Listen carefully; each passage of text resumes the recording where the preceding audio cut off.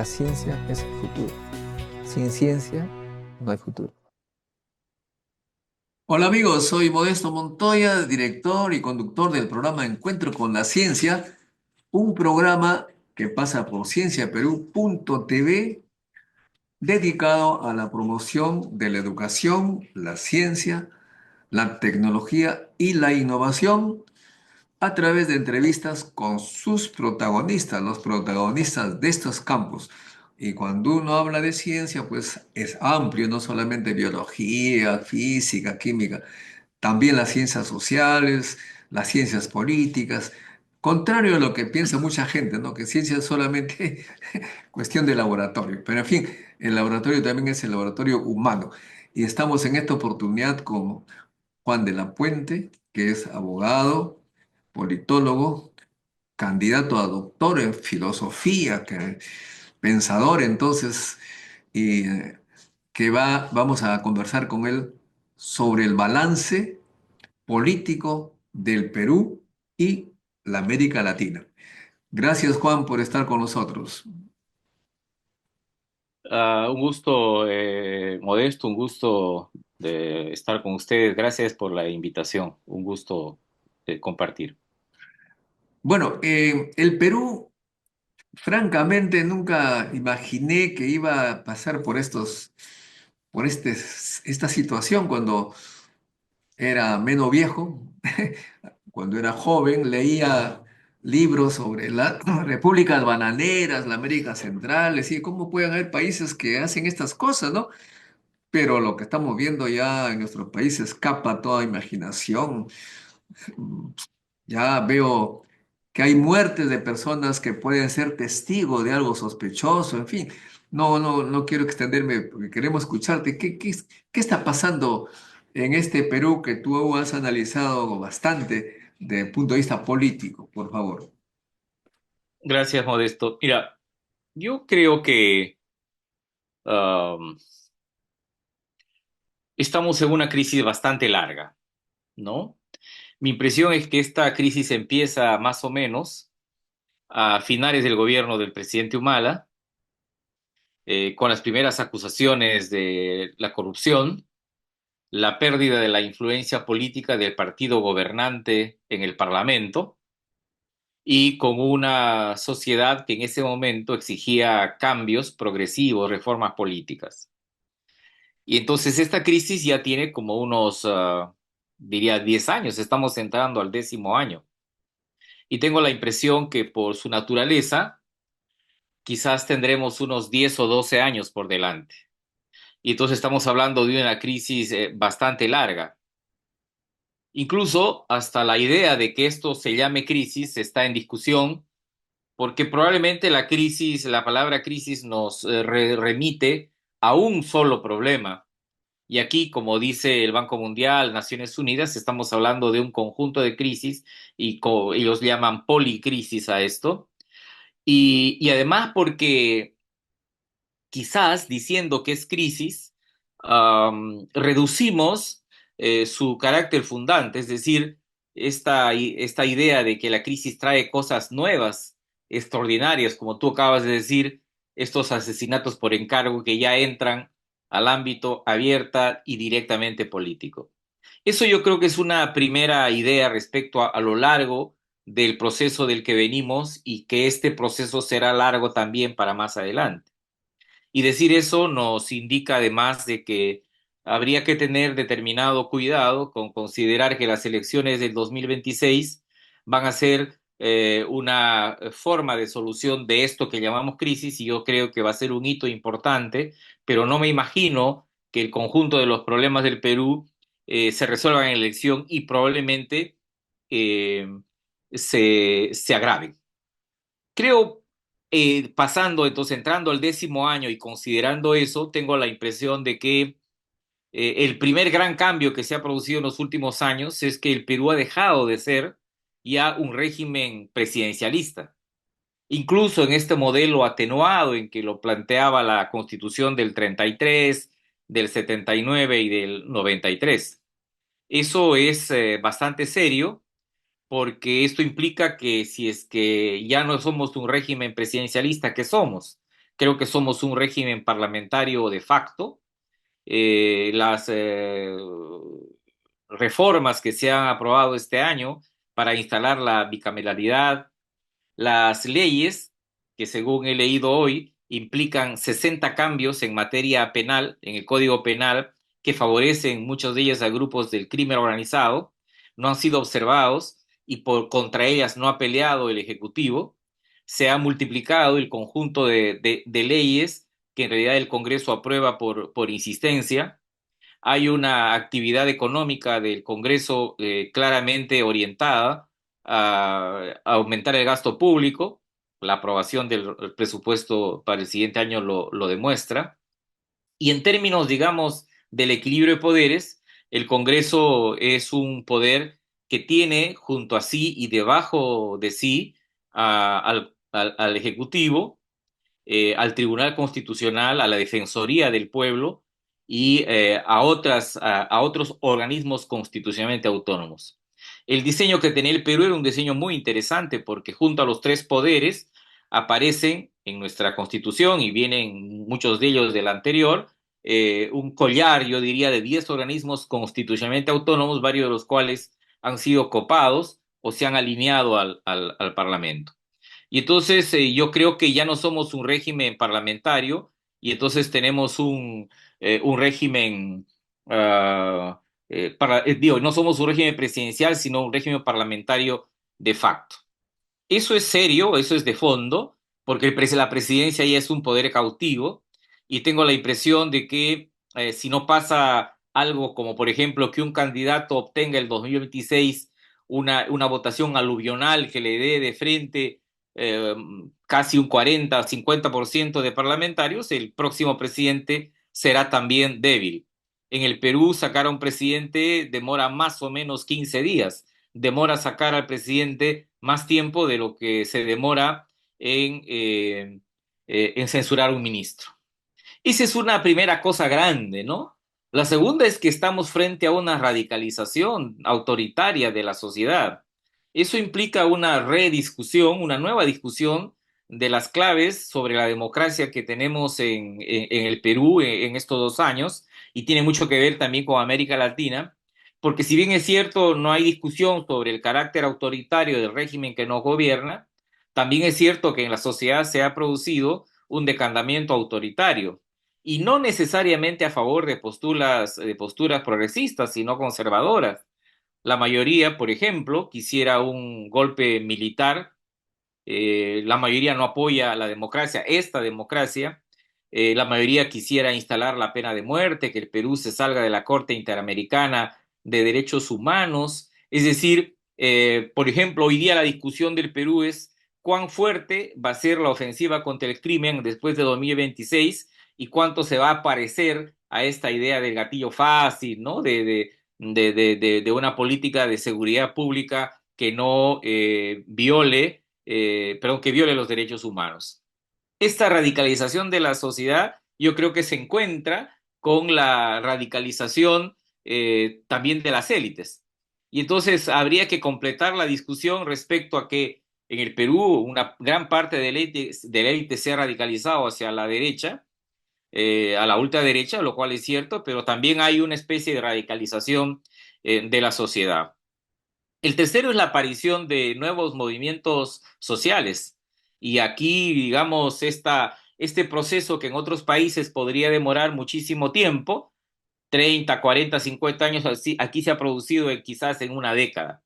Primero han aparecido nuevos movimientos sociales ubicados en el mercado, los distintos tipos de minería no legal, es decir, la artesanal, la ilegal, la informal. Se ha extendido el crimen organizado en varias zonas del país, la tala ilegal, el tráfico de personas, es decir, tenemos el narcotráfico que es antiguo, y a diferencia de otros países que pudieran tener una o dos economías ilegales, nosotros tenemos varias economías ilegales y esas economías ilegales se han transformado al calor de esta dinámica que nos lleva a tener el 80% de informalidad en movimientos sociales. Y yo creo que por lo menos en este año que está terminando hay dos grandes movimientos sociales que se han puesto sobre la mesa y han logrado poder político. Uno es el movimiento social de los mineros informales e ilegales, y otros son los transportistas y comerciantes pequeños que en las grandes ciudades, incluyendo Lima, han articulado una demanda de seguridad entre los meses de agosto, septiembre y octubre.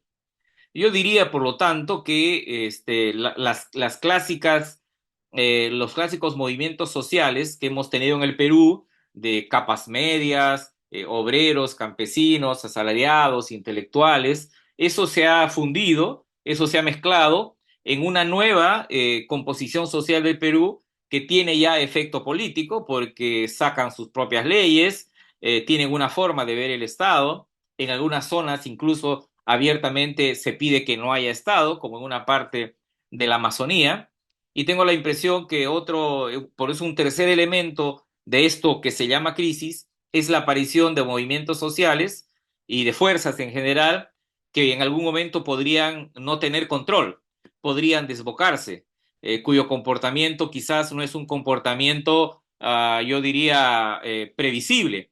Uno sabe que hay comportamientos previsibles de los sectores tradicionales, pero diría solo por poner un ejemplo, hace 6 o 7 años, los transportistas que hoy lideraron la movilización en este año por la seguridad ciudadana eran sectores que estaban en contra de la reforma, estaban al otro lado, a favor de la no legalidad o la ilegalidad, y ahora son los que reclaman orden y libertad. Eso, por ejemplo, es un indicativo de un cambio de fondo. Y una gran cosa que habría que discutir no habría que tener miedo sobre esto, es sobre el retorno al papel político de los militares, que si bien es cierto, retornan con cautela, también retornan sin prisa, pero sin pausa. De hecho, los militares ya son conscientes de que tienen que participar en la lucha contra la delincuencia porque consideran que también es un tema de seguridad, un asunto de seguridad nacional. Los militares están en los últimos meses están siendo apelados por políticos y se les ve, ¿no? en circunstancias, digamos, no convencionales. No me pasa, eh, no paso desapercibido fotos que se han publicado en las últimas semanas de la presidenta de la República rodeada de militares atrás, o discursos en los que se dice que el gobierno con la policía y la Fuerza Armada controlarán y garantizarán el Perú. Ahí parece que los civiles y las instituciones democráticas aparecemos sobrando. Yo sé que hay mucho profesionalismo y hay bastante mesura en relación a los propios de los militares en relación a su papel político, pero tengo la impresión que el 2024, como se ha abierto el país a una presencia más normalizada de los militares en lo público, ¿no? Y quizás la mejor muestra de esto es su participación en las tareas de la seguridad ciudadana. Esas cuatro grandes tendencias me parece que van a actuar a lo largo del año 2025, sobre todo las tres primeras, y yo diría que en este momento ninguna fuerza política es capaz de proponerse seriamente revertir el daño al presidencialismo o revertir el parlamentarismo de facto, de modo que tendremos después del 2026 el parlamentarismo de facto. Y yo no creo también que la política se organice de modo que en algún momento puedan volver a ser relevantes los movimientos sociales tradicionales que hemos tenido, ¿no? O sea, yo creo que los nuevos movimientos sociales van a seguir siendo referentes, y no tengo razones para pensar que la radicalización de la sociedad va a disminuir. Quizás por esa razón es que el centro en el Perú aparece hundido y es más probable que sean más vigentes o tengan más apoyo discursos y propuestas radicales hacia el lado derecho o hacia el lado izquierdo. Esto yo diría como una primera, primera visión del Perú, enmarcada en un proceso bastante complejo en América Latina, donde el rasgo más importante es el carácter extraordinario de varios países. Y entonces lo que está sucediendo en el Perú aparte de lo que sucede en Bolivia, en Ecuador y en Chile, para hablar del vecindario, son procesos bastante originales. Y claro, a veces cuando diagnosticamos y advertimos la existencia de grandes tendencias, corremos el riesgo de esconder la originalidad, no la excepcionalidad de cada país. Aún así, yo tengo la impresión que si se trata de hablar de una tendencia, bueno, tenemos la tendencia de el comportamiento autoritario de determinadas sociedades, el hecho de que la democracia liberal no ha cumplido sus propósitos después del ciclo, el auge democrático de los 80, podría ser que estemos en retroceso. Y los datos que hacen los centros de análisis, como por ejemplo el último latino barómetro, demuestra que en general la gente, digamos, no se pelea con la democracia, pero evidentemente abriga un sentimiento bastante autoritario. Es como que se tienen dos referentes. Si a mí me preguntan, bueno, ¿usted está a favor de la democracia? Sí, a favor de la democracia, pero cuando empiezo a hablar de cosas hacia adentro de la democracia, entonces aparecen mis perfiles. Una gran cantidad de varios países se cree que puede haber democracia sin partidos, democracia sin congresos, democracia sin derechos humanos, y entonces, claro, esa democracia ya no es democracia, que es lo que el cántico de las sociedades del sur del país decían o cantaban el año pasado. Esa tendencia me parece que es bastante importante. Es cierto que en las elecciones, en 6 de las elecciones que se han producido en América Latina en el año 2024, en 4 de estas yo diría que se han cumplido los requisitos de un estándar electoral, pero al mismo tiempo eso significaría pues que solo en el tema procedimental estaríamos hablando de la democracia, cuando en realidad el abandono de la democracia me parece que estaría yendo por una ruta paralela, es decir, como una especie de doble discurso. Sí, yo voto en elecciones aparentemente democráticas, pero sigo prefiriendo o voy en aumento en mi adhesión frente a salidas autoritarias. Y en esto tengo la impresión que los grandes poderes económicos en América Latina, y eso incluye al Perú, no son necesariamente una garantía democrática. Uno podría decir que en el pasado los obreros, los campesinos, las clases medias pugnaron contra los procesos de autoritarismo, contra las dictaduras militares, en tanto que los grupos de poder siempre pactaron con aquellos que subvirtieron la democracia con esta lógica de la seguridad nacional para garantizar sus privilegios, ya sean los sectores capitalistas o los sectores aristocráticos, feudales, ¿no? De la propiedad agraria. Pero ahora yo diría que ante la ausencia de estos actores tradicionales que levantaban las banderas democráticas, no tenemos nosotros sectores en América Latina, sectores empresariales con un fuerte compromiso democrático, ¿no? Siempre hay una tendencia de sectores a buscar caminos que garanticen la supervivencia, aunque sea simbólica, del modelo neoliberal. Porque en el Perú en realidad ya no se podía hablar de neoliberalismo. El propio Congreso ha perforado el modelo al punto que un defensor del neoliberalismo, como el presidente del Banco Central de Reserva, está profundamente preocupado respecto a cómo se han violentado las reglas fiscales en el Perú. Y entonces esto sigue siendo un asunto que en el fondo tiene una esencia económica, porque parte de este problema es que América Latina no tiene cambio porque hay sectores que quieren resolver la democracia en el campo de la política, pero no en el campo de la economía. Quizás en eso también radica el gran déficit de las posiciones centristas. Es decir, yo quiero democracia, pero que esa democracia no lastime los modelos económicos. En el caso del Perú, la crisis del centro político probablemente tenga que ver con su falta de voluntad de encarar la desigualdad económica, el poder económico de las grandes empresas.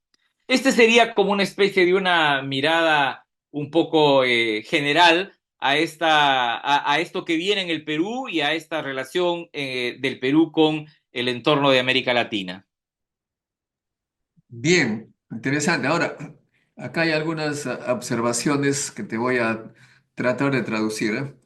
Este, la democracia se entiende como, digamos, un gobierno o una situación que toma en cuenta las opiniones de los habitantes, ¿no? Los electores, los nacionales. ¿Y quiénes son los nacionales? Pues los nacionales son pues los electores, digamos, son los mineros informales, los mineros ilegales, las universidades de tal o cual nivel, eh, los informales, los vendedores ambulantes, y por qué no también decir los delincuentes, son parte de los nacionales y han logrado tener un Congreso que aparentemente representa a todos ellos. Entonces parece normal que las leyes que se dan en el Congreso respondan a las necesidades de esos grupos, ¿no? ¿No crees tú que se está reflejando eso en las normas que están saliendo del Congreso y con apoyo, por supuesto, del Ejecutivo, que dicho sea paso, se ha convertido en eso, en un ejecutor de las políticas del Congreso? Sí, en eso tienes totalmente la razón. Es decir, uh, habría que discutir qué es lo que ha fracasado en el Perú. Si ha fracasado el modelo democrático que uno en la teoría dice que separación de poderes, derechos, libertades, lucha contra la desigualdad, contra los monopolios, o lo que ha fracasado es el modelo de democracia que se recuperó o se reimpuso después de la caída de Fujimori. Yo me inclino por lo segundo. Es decir, lo que está haciendo el Parlamento es devorar su propia criatura. Y desde ese punto de vista yo podría decir, cuando las encuestas señalan que la gente en el Perú ya no apoya la democracia, 53% según la encuesta de julio de IEP, probablemente se esté refiriendo a esta democracia, no al ideal democrático. Eso tiene un trasfondo bastante positivo, porque eso permite que existan fuerzas que digan esto que tenemos aquí no es democracia y entonces quiero yo proyectar otro ideal democrático. Eso no aparece todavía bastante claro, ¿no? Y en segundo lugar, me parece que a razón de lo que tú dices, habría que discutir cuánto de la democracia en el Perú es atacada desde dentro y desde fuera.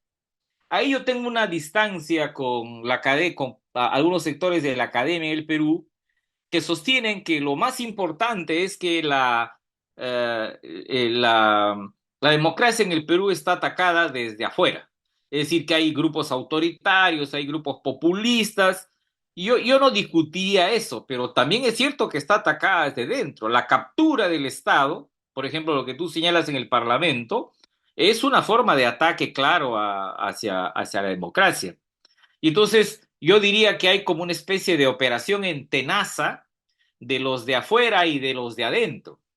Y esto cambia la discusión porque hasta la elección del año 2021, la discusión era, nosotros somos los demócratas y aparecen fuerzas antisistémicas, Verónica Mendoza, Castillo, no sé, todo eso, estos grupos aparentemente, ¿no? Que van a convertir al Perú en una Venezuela, y entonces nosotros nos parapetamos en esta democracia para impedir que los antisistema eh, rompan la democracia. Curiosamente, en estos 3 o 4 años, los que han atentado contra la democracia son los que el año 2021 decían que estaban defendiéndolo, ¿no? Y en el escenario que se ha formado en el Congreso entre partidos de derecha, aparentemente de centro y aparentemente de izquierda, ¿no? Es un ataque a la democracia desde dentro. Entonces, la lógica sistema-antisistema con la que nos habíamos movido desde el año 2006 hasta el 2021, esa lógica también ha explotado. porque en realidad en una democracia que es tomada desde adentro y desde afuera, lo que hay que hacer es plantear, digamos, un paradigma nuevo y distinto, capaz de recuperar lo que ha sido tomado indebidamente. Pero no es que haya sido, digamos, no es que el Congreso esté defendiendo solamente los intereses de ellos, sino representan pues a sus electores, a los ilegales, informales, a los delincuentes. Todo el mundo está ahí representado. ¿No es eso democracia? Un gobierno para que represente una, digamos, entre comillas, una democracia muy especial. Y además se ve que las decisiones que toman tanto el Congreso como el gobierno obedecen a las, digamos, a los poderes que existen realmente. Digamos, los militares, por ejemplo, que tienen la responsabilidad de que el Estado siga como está. Ellos el año pasado, este año han obtenido cédula viva, han restablecido la cédula viva para los oficiales, todo el mundo ahí recibe, termina de trabajar a los 55 años, 60, y tienen 40 años con remuneraciones como si estuviesen trabajando, etcétera. O sea, es un Estado que gobierna para aquellos a los que representa. Todo el mundo está representado. ¿No es eso democracia? Pero eso no fue el mensaje de las elecciones de 2021. La propuesta contra la minería ilegal fue de todos los partidos que hoy más bien echaron al ministro de Energía y Minas porque consideraba que no estaba satisfaciendo las expectativas de los mineros informales e ilegales. Es decir, estos sectores que hoy día representan esos intereses entre ilegales, informales y mafiosos, no tuvieron esa prédica. Estamos hablando de un cambio de discurso y un cambio de caballo en el camino, ¿no? Y curioso porque ellos siguen en el fondo hablando de un modelo que ya no representan. Es curioso, pero en el partido del señor López Aliaga hay varios dirigentes de los mineros ilegales. Y entonces esta idea de que en el Perú el Parlamento representa los intereses de la legalidad, de los derechos y de las libertades, que es que era el argumento político de la elección del 2021, se ha ido al tacho. ¿Por qué? Porque ya el Parlamento no refleja esos intereses. Si estos partidos hubieran dicho en la campaña electoral, yo represento los intereses de todos estos grupos, la cosa hubiera sido distinta, pero entonces estamos en el caso de un travestismo político que debe ser señalado como tal.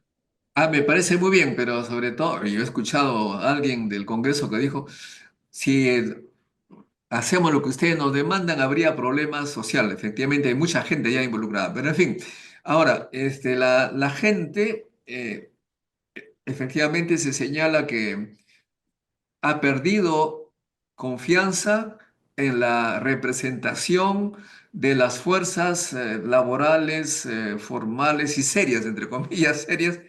Se refiere a que los jóvenes que tienen una carrera en ingeniería, en ciencias, y que son, digamos, pensantes y tienen que vender en el cerebro, al ver que no hay posibilidades, se están yendo del país. También son como 700.000 que se han ido en esta oportunidad.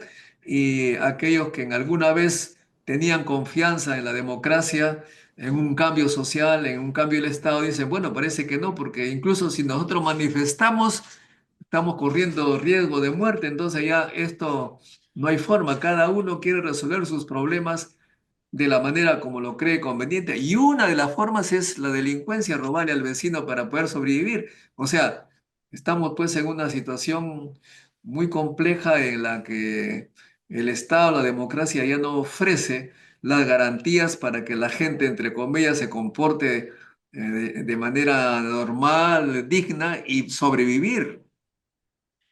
Bueno, sí, cuando la migración tiene características masivas, en realidad estamos hablando de un desplazamiento. Y yo hablaría de un desplazamiento forzado de carácter económico. Ese desplazamiento tiene una vertiente nacional y una vertiente internacional. Una de las grandes novedades del censo del año 2017 y que probablemente aparezca en el censo del próximo año es el despoblamiento de Huancavelica, que fue una sorpresa para los especialistas en población y en demografía, porque hay una especie de caída profunda. También es de la población. El crecimiento de las pequeñas ciudades que se convierten en medianas y de las medianas que se convierten en grandes implica también la formación, la transformación de las regiones en el Perú.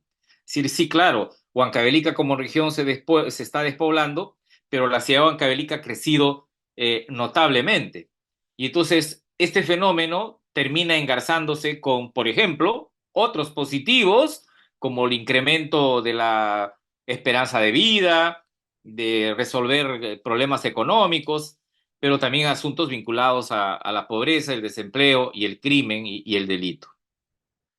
Cuando escuchamos que miles de jóvenes se van del Perú porque no hay futuro, Centenares de miles, ¿eh? Ojo. ya, centenares de miles, también tendríamos que decir que centenares de miles de jóvenes de las zonas altas del país vienen a Lima y a las grandes ciudades también porque entienden que no hay futuro.